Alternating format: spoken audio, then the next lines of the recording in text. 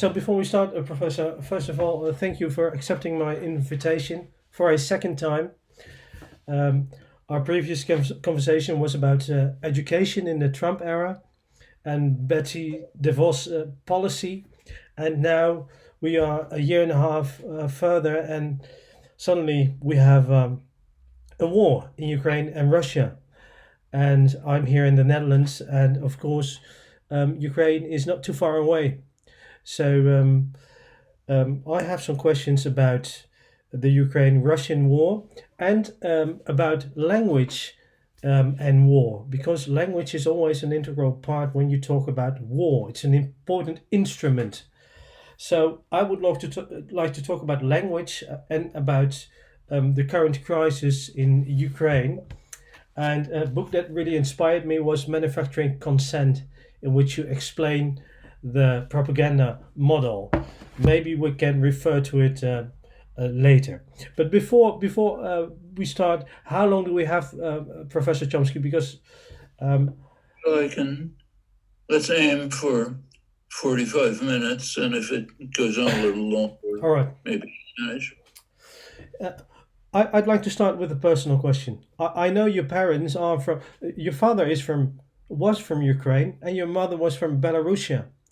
I was wondering if these cultures ever played an important part in your upbringing. Do you know any? Was it a part of your life, the Ukrainian culture and the Belarusian culture? Well, my mother, her family left when she was an infant, so it really wasn't part of her background. She grew up in an immigrant family in New York, working class uh, family in New York. That's that part of the family. My father and his immediate family managed to escape in 1913, importantly, 1 year before the war. Otherwise, he would have been drafted into the Tsar's army, and the whole family would have been exterminated. In fact, the entire extended family was exterminated by the Nazis and the Ukrainians who were collaborating with the Nazis. But he and they came from a small village, Jewish shtetl, it was called, a poor village in western Ukraine. It's, as I say, the extended family was all wiped out, but they escaped just in time. But my father almost never wanted to talk about it. He was 17 at the time, so he had grown up there, but really didn't want to talk about it. I mean, occasionally he would say things about what it was like when the Cossacks came through the town, terrifying everyone. And he, of course, talked about the extreme anti-Semitism, which is part of what they fled from. But beyond that, I mean, he was all immersed, totally immersed in Jewish culture, the revival of Hebrew. That's part of my own background, but not the Ukrainian background. The closest we came to it was reading the great Yiddish literature, Shalom Aleichem, Mendele Mocher Sfarim, the great novelist who depicted the life in the Eastern European shtetl. They had all translated their own work into Hebrew, and we read the Hebrew. So it was not really. He Americanized, I suppose, after he immigrated to the United States, and you grew up without Ukrainian and Belarusian influences. So you don't have any recollection. So I was just wondering if it made you look at this crisis differently because of your roots. I can't trace anything No. specific. No. Well, let's move on to the crisis itself. Where are we now? I was wondering today. I read on the White House website that Joe Biden added another $800 million to the Ukrainian aid, or adding it up to 2 billion since his administration started. I was wondering, what kind of narrative do you tell the Americans in order to support this kind of spendings? What Biden's policies on Yeah, Ukraine yeah, how do you sell? What do you tell your have own solved people? it?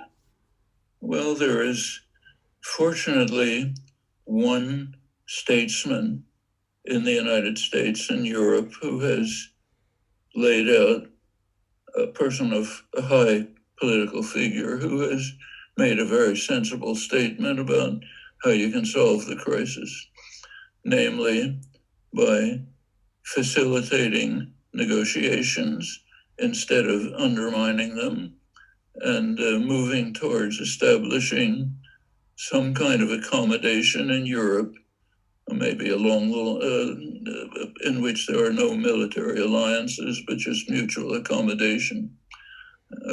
He didn't say it, but it's something like what George H.W. Bush, the first Bush, not the second, proposed in the early 90s after the collapse of the Soviet Union, proposed what they called a partnership for peace, which would be open for Europeans generally, Eurasians as well. It wouldn't eliminate NATO, but he would live up to the promise that NATO would not expand to the east, firm promise to Gorbachev, keep to that, allow NATO there, but kind of de-emphasize it so other countries could join, including Russia for that matter, join the Partnership for Peace. Tajikistan joined, for example, not NATO, and move towards a world, a Europe, Eurasia with no military alliances. Actually, de Gaulle had similar vision.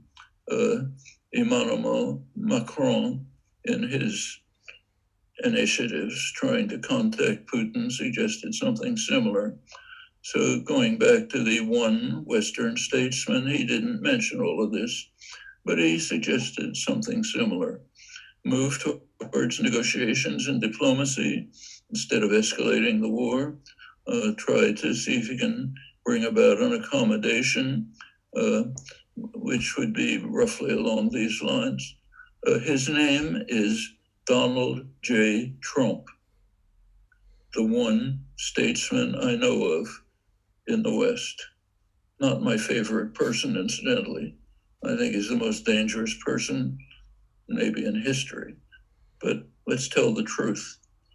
He's the one person who said it, and it's the right way out. Others have said it too, but not in high positions.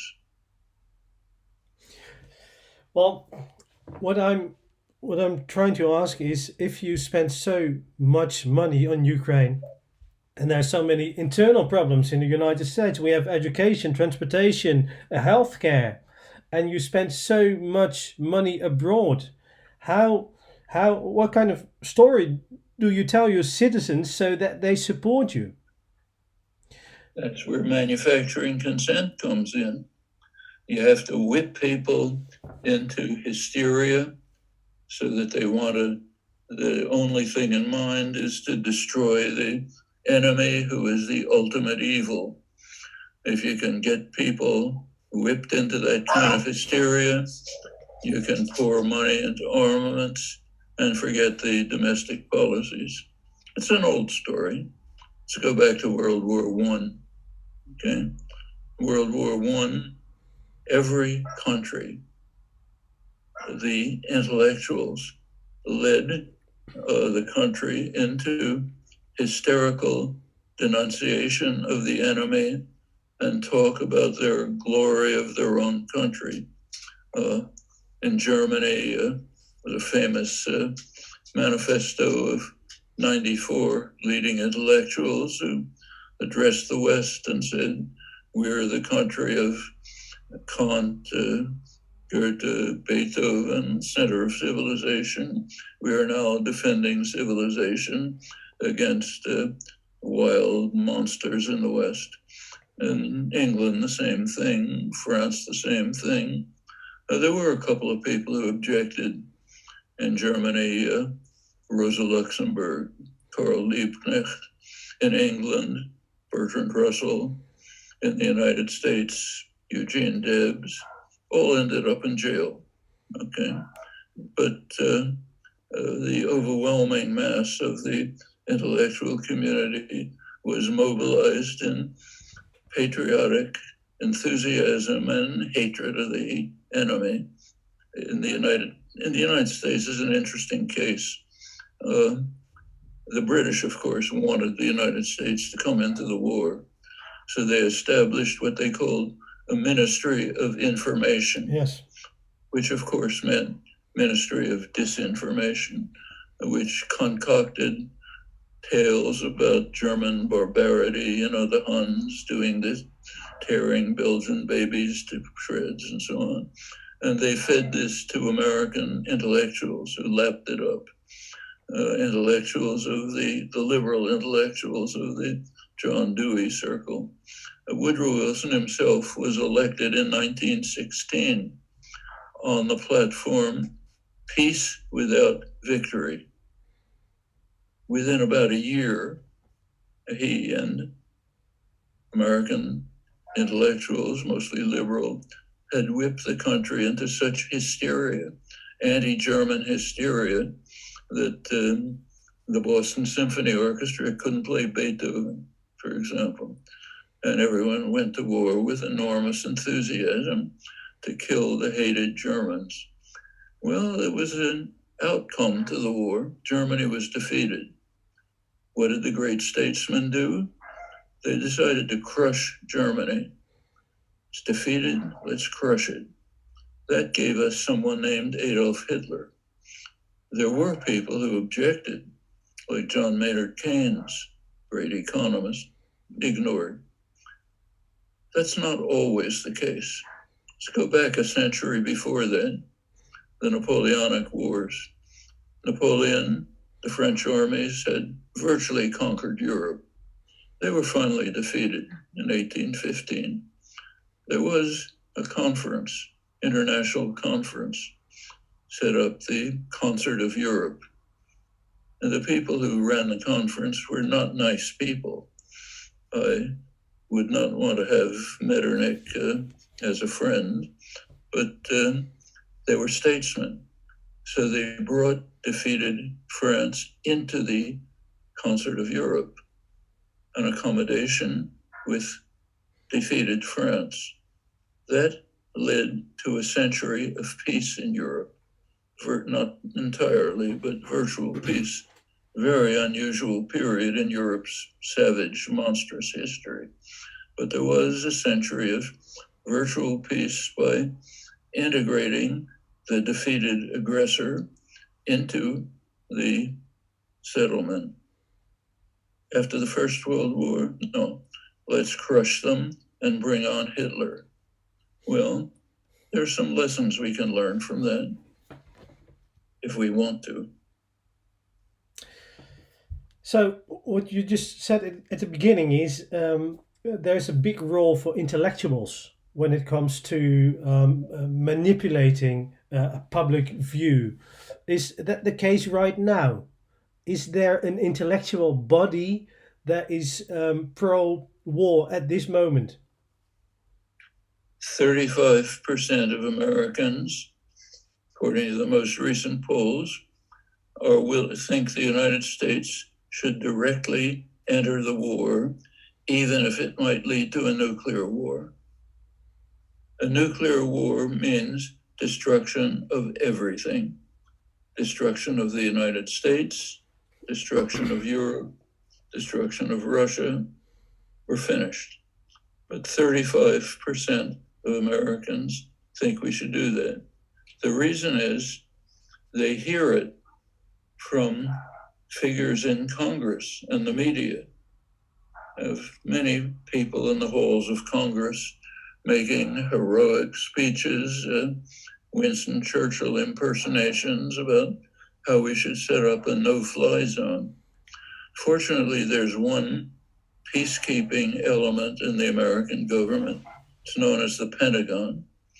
The Pentagon is blocking it because they don't want to destroy the world. They understand, even if congressmen don't, that if you set up a no-fly zone, one of the first things you have to do is destroy Russian anti-aircraft facilities, which are in Russia. So you have to bomb Russia. What happens then? Does it take a genius to figure it out? So fortunately, the Pentagon is the peacekeeping element in the government, but not the halls of Congress. Plenty of intellectuals back this. In fact, it's quite interesting to look at the way this is playing out in the intellectual world, speaking of language.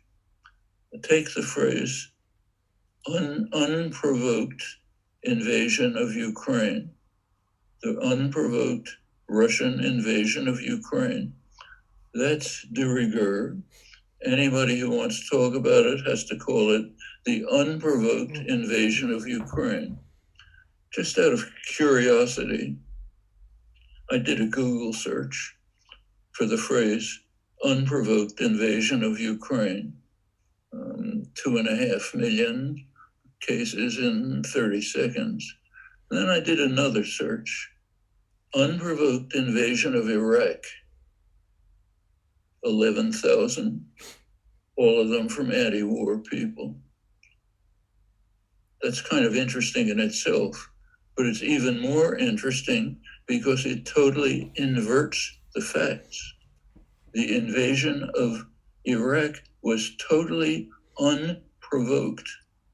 In fact, Cheney and Rumsfeld had to resort to torture to try to elicit some shred of evidence that Saddam was cooperating with Al-Qaeda. Of course, there wasn't any. We don't have to talk about the disappearing weapons of mass destruction. There was no reason to believe they existed. So the invasion of Iraq was totally unprovoked. In contrast, the invasion of Ukraine was demonstrably provoked. Read the Secretary General of NATO, Jens Stoltenberg, pointed out that since 2014, NATO, meaning the United States, has been sending advanced weapons to Ukraine, carrying out military operations with Ukraine. Last September 1st, you can find it on the White House webpage, Joe Biden's administration produced a policy statement calling for enhanced integration of Ukraine into NATO, increased joint military exercises with the U.S., new military, higher, more weapons sent, and so on. Extended this in March. The Department of State has officially stated that prior to the invasion, the United States refused to consider any Russian security concerns. Approximately the words. So yes, it was definitely a provoked invasion. Doesn't legitimize it. It's pure aggression, criminal aggression, but the facts are exactly 100% the opposite of 100% intellectual behavior. Okay? Well, that tells you how, it's a good one of many indications of how the intellectual world, including mostly liberals, line up in support of state power, just as they did in World War I in all countries, just as they've done in many other cases. When it becomes time to hate China, we'll all hate China. If it becomes time to hate the Netherlands, we'll all hate the Netherlands. You said an unprovoked invasion, and Russia talks about a special military invasion. So it reminds me of the last chapter of 1984, in which George Orwell talks about Newspeak. You have to devise a kind of language in order to support certain thoughts. So if you look at this war through the lens of a linguist, Do you see any other kinds of newspeak when it comes to this crisis? Unprovoked invasion of Ukraine is Hmm. Newspeak.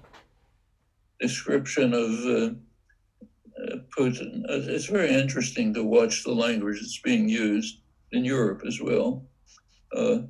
Putin is the ultimate evil, a new Hitler, a madman, maniac, can't know what he's going to do next because he's so crazy.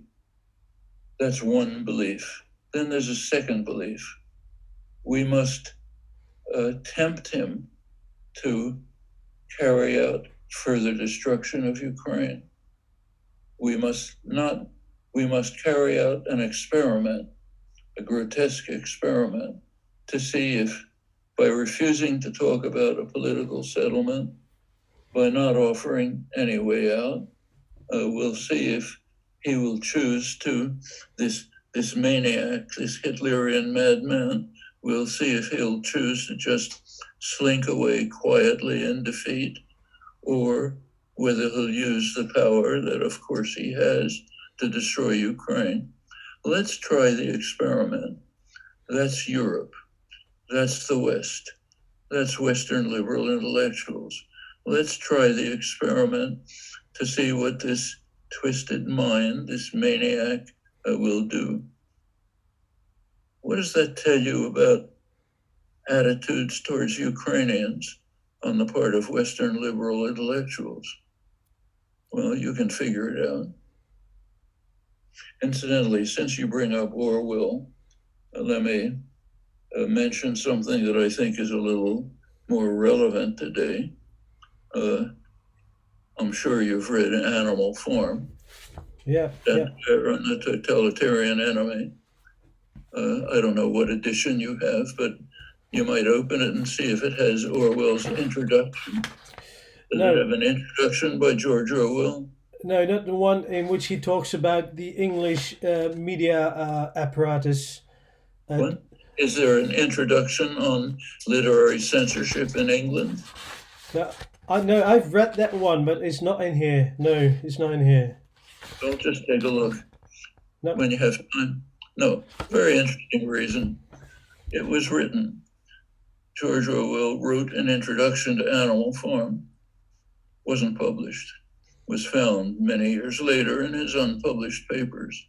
It's on literary censorship in England.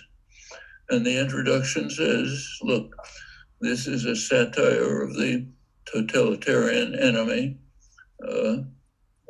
but that we're supposed to hate. What about free England? He says, in free England, I'm now quoting, unpopular ideas can be suppressed without the use of force.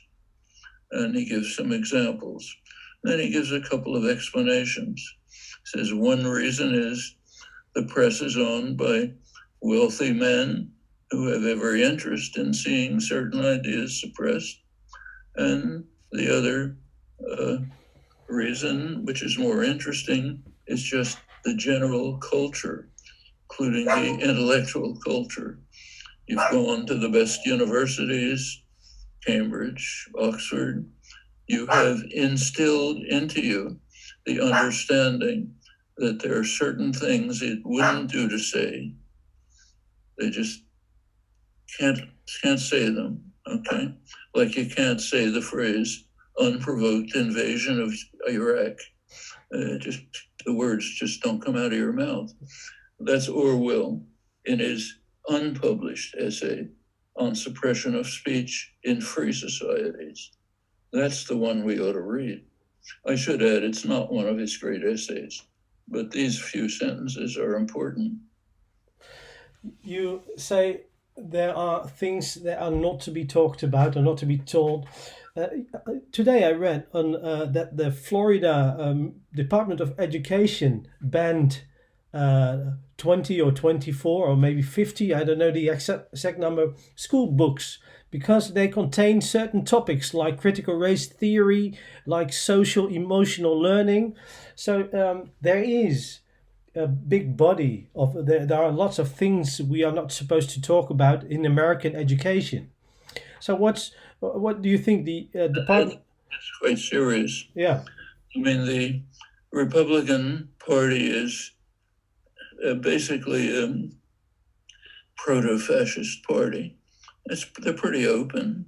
Their model, the one they love, and is Orban's Hungary. In fact, the American Conservative Union is having its next meeting in Hungary. If you look at the main organs of the Republican Party, Fox News and so on, they just lavish praise on Orban. He's doing what they want. He's establishing a white Christian nationalist autocracy. That's their goal, quite explicit. And this requires suppressing speech. And they're way in the lead in doing it. Their goal, it's exquisite. We have to prevent children from having anything that's divisive or that may make them feel uncomfortable. In other words, all of history's divisive. If you have any brains, it makes you feel uncomfortable, okay? But we have to prevent that, because now comes the words they're not saying. The words they're not saying but are clear are, we have to establish a white supremacist, Christian nationalist country in which the wrong people aren't even allowed to vote. So we can have a permanent lock on power to establish something like Orban's Hungary or maybe beyond. Perfectly open. Governor Ron DeSantis, the second most significant figure in the party, first is Trump, a likely presidential candidate.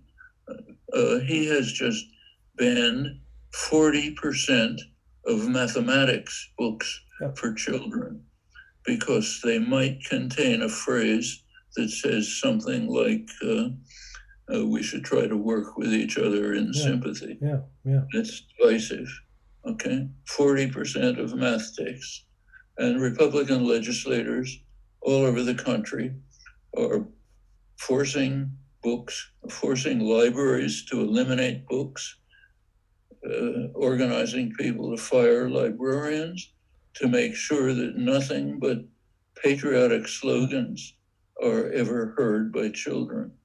That's quite open. This is well beyond manufacturing consent. Manufacturing consent is about subtle means of control, the kind Orwell was talking about. This is overt proto-fascism. I wouldn't call it fascism because that gives it too much credit. Fascism had an ideology. Gleichschaltung. The powerful state runs everything. They don't want that. They want business to run everything. They are in service to extreme wealth and corporate power. So they're not true fascists in the Hitler style with real ideology, just all the symptoms of fascism, like suppressing independent thought, ensuring Christian nationalist white supremacy and so on. Plenty of this, and a lot of violence. The United States has militias all over the place, white nationalist militias. They outgun the police. They're serious. We saw it on January 6th, small piece of it. Whatever you say about January 6th, it was an attempted coup, which came pretty close. They came pretty close to kidnapping the vice president and probably compelling him to invalidate the election. That's a coup. It was no joke, you know. And the militias weren't even participating. They were in the background, and they were threatening to kidnap governors of states surrounding the Capitol and so on. And that's what's in line for the United States. They'll take power in November, notice, and maybe be able to move on by suppressing vote to get back into gain all three organs of government. They already have the Supreme Court, gain them all by 2024, then move on to establishing an Orban-style illiberal democracy in the United States and driving the world towards disaster. Because remember, they are 100% climate denialist, 100%. The leader, Trump, goes beyond. He wants to, and in fact, in office, he did accelerate the use of the most destructive fossil fuels and eliminate all measures that might mitigate their effects. That's a death sentence for the species. That's what we're facing. And it's not in Andorra. It's in the richest, most powerful country in world history. No one is going to escape. Yeah, you referred to the environmental crisis in other interviews. Since we are trying to eliminate our Russian gas supplies, we are fossil fuels are back in business. I mean, you said there is a threat of nuclear war, but there's a war that goes beyond the existence of humankind. So, could you elaborate a bit about the other crisis? We have war, we have nuclear war, but in the background, there's a different crisis going on.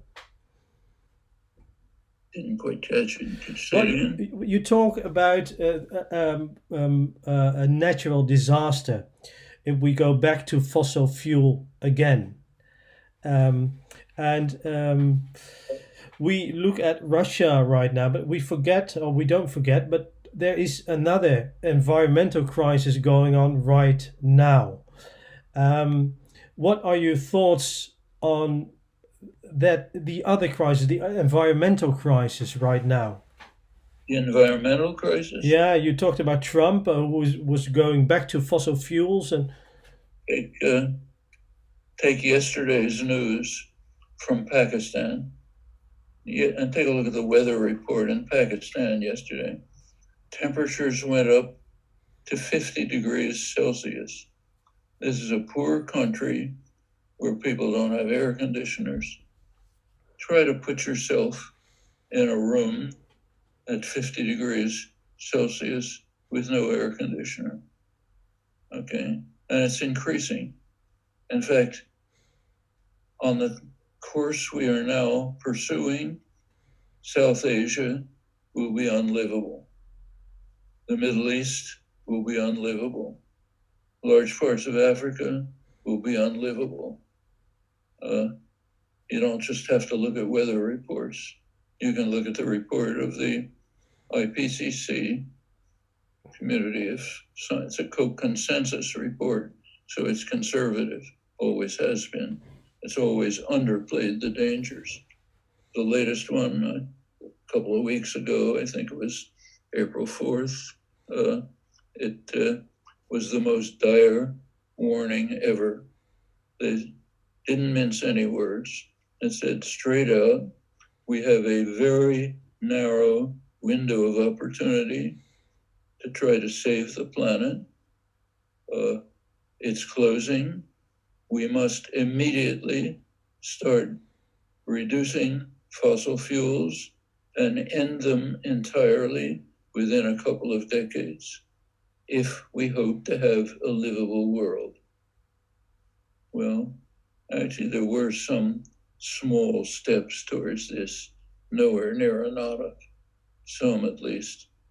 One of the major crimes of Putin's invasion of Ukraine is to reverse the process.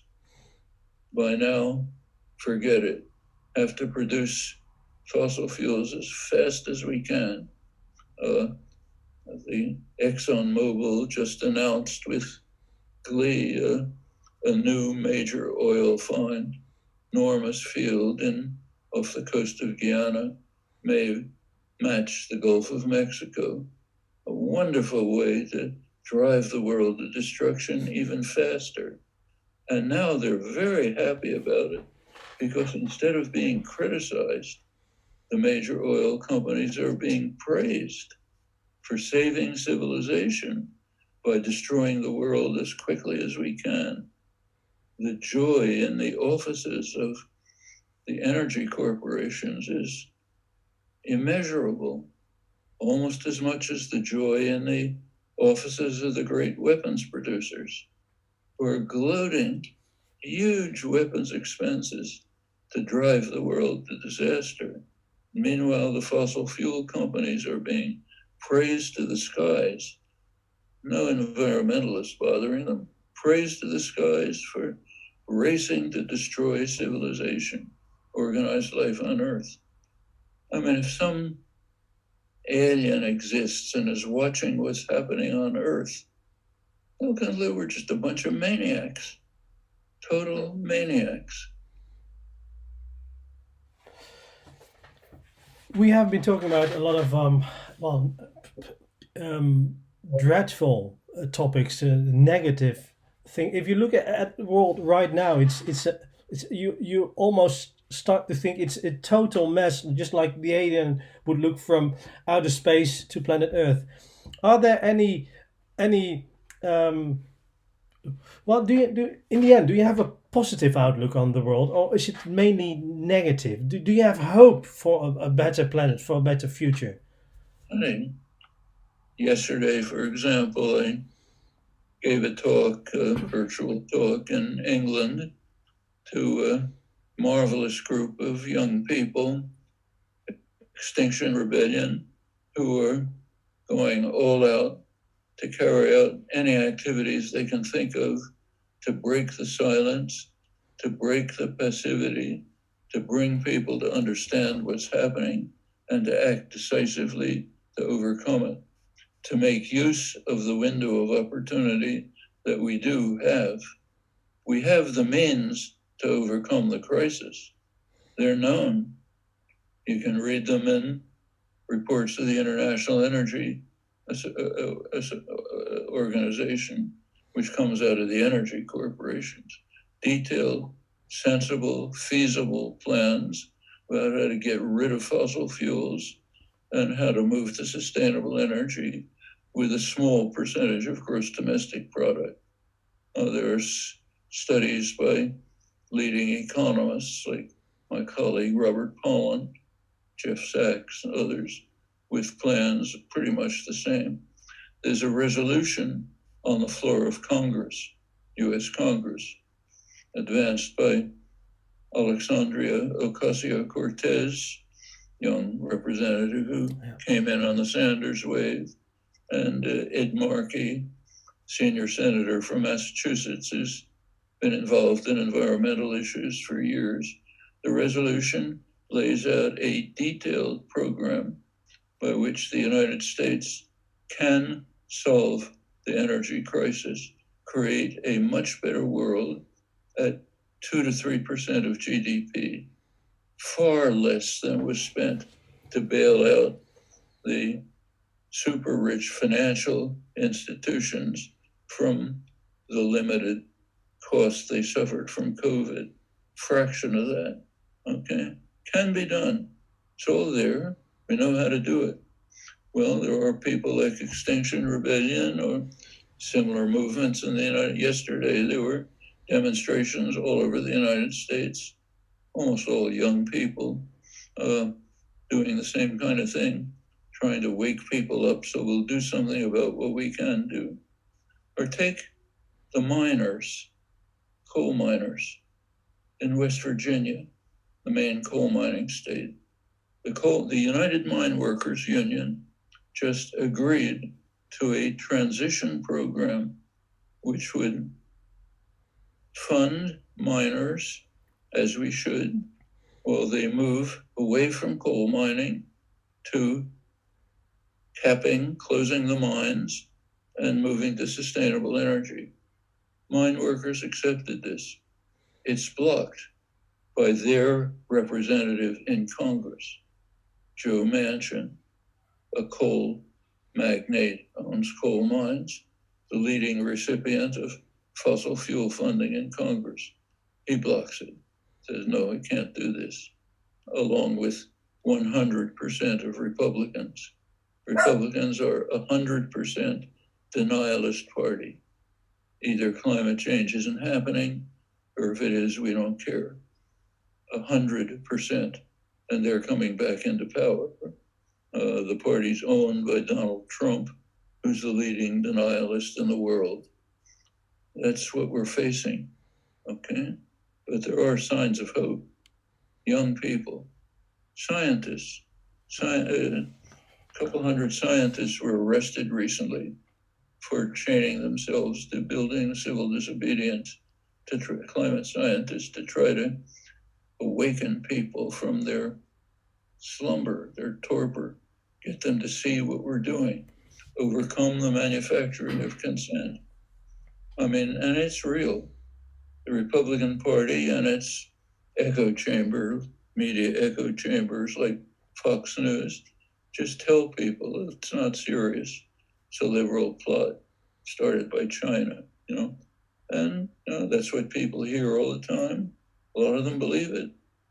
You look at polls, about 20% of Republicans think it's an urgent problem. It's only the most serious problem that has ever arisen in human history. Well, that's manufacture of consent. We can make fun of the fact that in Russia, a large majority apparently believe the garbage that comes out of the propaganda system. How funny. Take a look at free societies, okay? No totalitarian control. Just what Orwell said.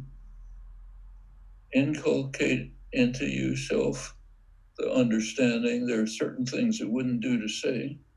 No risk in saying them, but better not to do it. Better to march in parades. Is there a role for education in this narrative, in this story? Is it part of the solution, education, or is education part of the problem? It's both. If carried out properly, it's part of the solution. If carried out the way Governor DeSantis wants to carry it out, it inculcates the problem. Children, the Republicans demand that children be protected from divisive topics like history. None of that stuff. Only patriotic slogans. Orban's Hungary, or worse. Well, that's the party that's going to take control in the United States. We're facing a very dangerous situation in Europe as well. No joke. Like, take the French election. I'm pleased that Le Pen didn't win, but not pleased by the fact that France is drifting far to the right. I'm old enough to remember another time when that happened.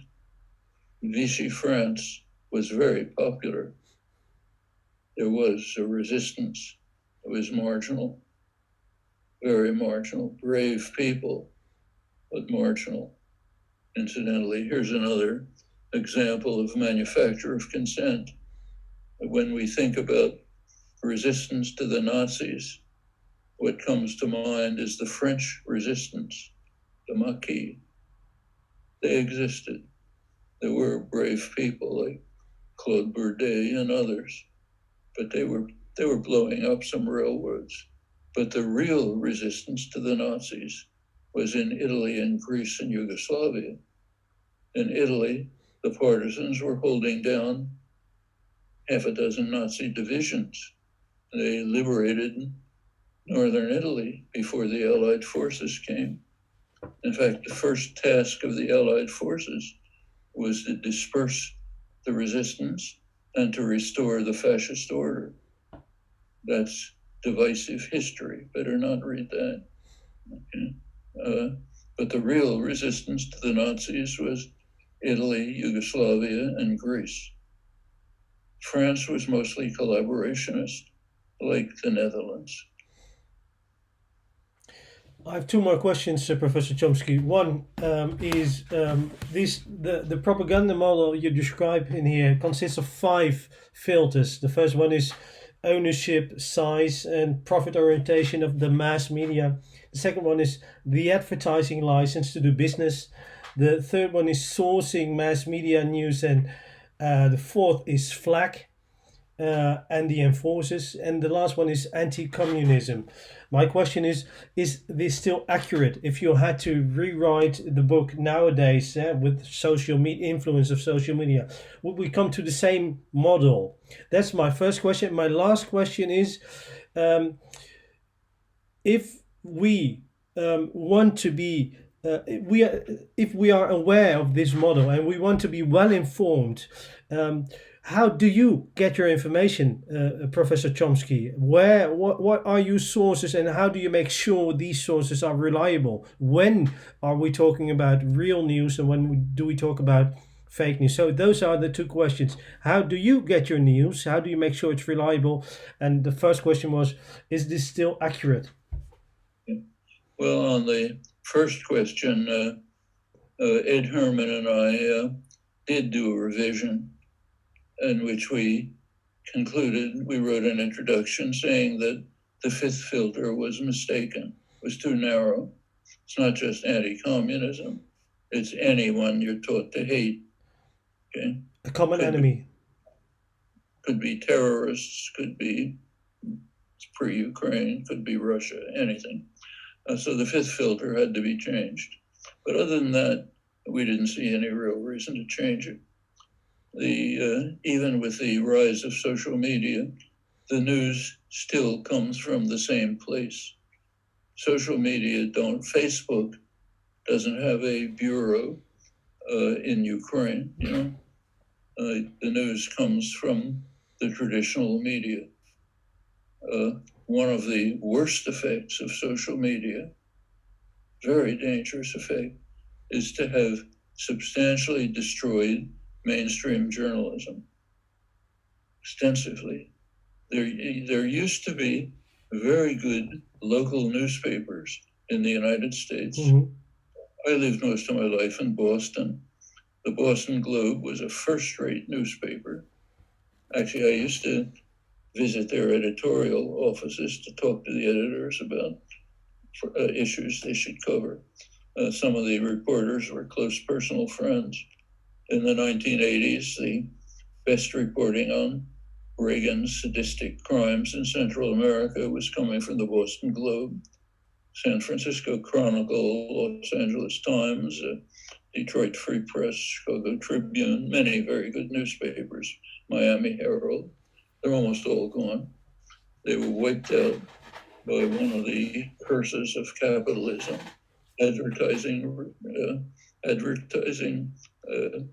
the reliance on advertising that financed the newspapers. That was all taken over by Google and other social media. 1 second, I have to. My battery is running out. Just 1 second. There we go. You were talking about Google taking over. The newspapers were based on advertising. Yeah. Capitalist curse. And as the advertising shifted to social media, the local newspapers collapsed. That's a very serious attack on the whole information system. It used to be a newspaper like, say, the Boston Globe, had not only had a Washington office and foreign offices and outstanding journalists, totally gone. Now it just uses wire services and local reporting, and that's happened all over the country. That's a very serious problem. Well, other than that, the social media have a mixed effect. They do provide the opportunity to read national media elsewhere. You can read foreign media. Actually, you can't anymore in the United States because rigid censorship has set in from the government, and you can't read any media that have an origin in Russia. Some of the main U.S. journalists, the most outstanding U.S. journalists, Chris Hedges, formerly bureau chief for the New York Times in the Middle East and the Balkans can't read him anymore because his reporting and commentary come out on RT, and the U.S. population Russia has to be Today, you mean? protected from anything that might have the taint of Russia. So we're not allowed to know what Russians think, or even what Americans think who happen to have their work appear there. But before that, social media do give the opportunity to read foreign press. Almost nobody makes use of that opportunity. It's there, but it's not used. Social media do allow the possibility of hearing a wide range of opinions. Almost no one uses it. What people do is go into their own little bubble where they hear their own opinions reinforced, becoming more extreme, and so on. So it has possibilities, and they're sometimes used effectively, but it's also dangerous. You ask where I get my news? Well, of course, you are a public speaker. You write books. People talk to you. You do podcasts like mine. So you better make sure your information is correct. So how do you make sure you get the right information? Information is spread in Europe and the South, almost never in the United States. Occasionally I'm asked to write an op-ed by a newspaper, but then they cancel it because it's not the kind of thing they want. Can't possibly be on TV, even the liberal channels. They're totally closed. It's not censorship, just a very tight system. But where do I get my news? From the mainstream press. A lot of people who read Manufacturing Consent didn't notice that a large part of it is defense of the press, defense of the courage and responsibility of reporters on the ground who do excellent work, defending them against a vicious attack by Freedom House, who charged that they lost the war because of their reporting on the ground, an attack that was full of outrageous lies and falsifications. We went through it and exposed that. That's about a third of the book. So you want to know what's happening on the ground? Mainstream press. And you want to know about war crimes in Ukraine? Press does a very good job of exposing them. Very fine job of exposing the crimes of others. That it does very well. And you can learn a lot about it. So yes, and the reporters are courageous, honorable. What happens in the editorial office is something quite different often. well, I was just wondering. Of course, you want to know what's happening in Russia as well. What kind of stories and narratives do the people hear? Do you have any access to, let's say, sites like Russia Today, or do you have sources in Russia that share information with you? Take yesterday.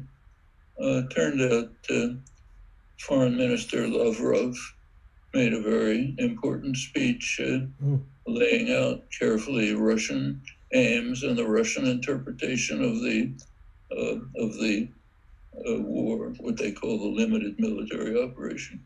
I was able to find that by a diligent search of the Indian press. It was reported in detail in India. And if you work hard, you can find the Indian mainstream press which reported it. So we're not totally shut off. Incidentally, back in the 1970s, there were some US government studies of where Russians got their information using whatever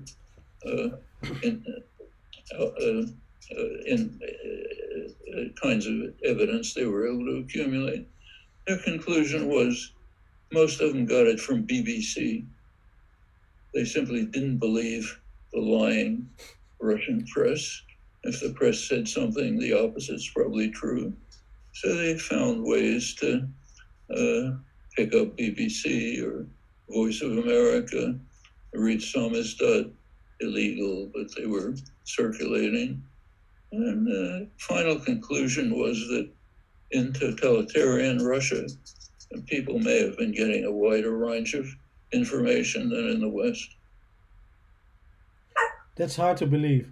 But do you think that's still the case nowadays when the mainstream Russian media is almost non existent? Or, I mean, the critical Russian press is totally eliminated? Well, Russian media today are totally controlled. Of the few, there were a few fairly independent media, but they've been closed down and the editors sent off to prison. By now, it's the 70s, remember, there was a period of some relaxation, but now it's tightened very, very harshly. I don't think Russians hear anything, but we can. Like, as I said, I could read Foreign Minister Lavrov's speech if you work hard enough and find your way to the Indian press. You can't read Chris Hedges, major American correspondent, because his reports appear on RT. Americans aren't allowed to hear that. Professor Chomsky, that were more than 45 minutes, so I'm going to finish here. I'd like to thank you for your time, Professor. It was really enlightening, and you were really generous, and it was really nice to speak to you for a second time. So keep up the good work, and enjoy the rest of your day. Thank you very much. Thank you. Bye. Good to talk to you.